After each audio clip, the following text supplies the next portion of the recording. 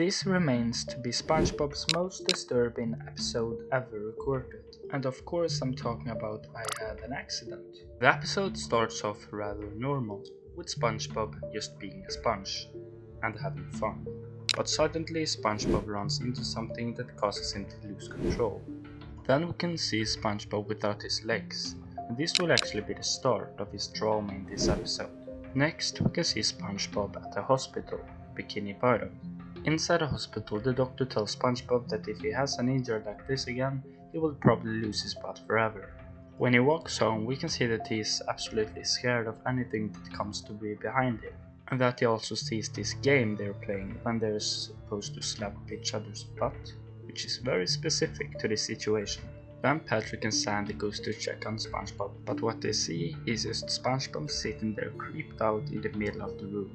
Okay, this really looks bad, and that's because it is. His earlier accident has now sparked a fear in SpongeBob that he now has to overcome. Patrick and Sandy will now try many different ways to get SpongeBob to get out of his pineapple. One of them includes bringing him a big cake. This idea really seems to work, since SpongeBob is getting happy, but soon he realizes why he hasn't left the house and quickly gets sad again.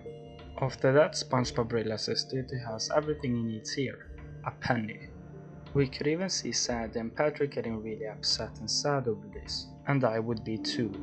This effect of being alone for a time could really mess with your mind, and in that resulting in that you think that you don't need your friends even though you really do. Even as going so far as talking with objects as SpongeBob is doing here.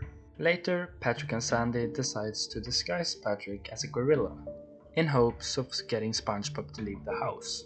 I need to say, this is a very rude way to get someone to leave. I mean, you're basically pranking them about something they love very much. But SpongeBob isn't even buying it and obviously knows it's a joke. Until another Patrick shows up. What? The real Patrick seems to be the one in the gorilla suit. But who can the other one be then? Apparently the other one is a real life gorilla. I don't really know about you, but there's something that feels very wrong about this. Like the gorilla isn't supposed to be there, maybe because it isn't supposed to be underwater, but it just feels off, like a weird scary way.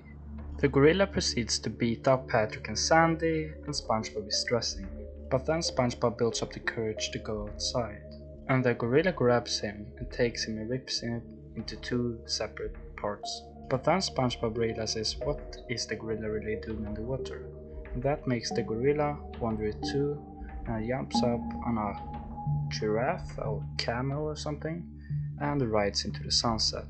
Okay, so the theory is that this gorilla doesn't exist at all.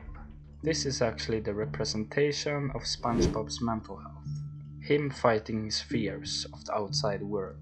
This episode is really scary, and I clearly remember me as a kid being scared of it because of the gorilla. But what do you guys think of this episode? Is it really scary, or is this just a theory? Please let me know down in the comments, and I will see you guys in my next video.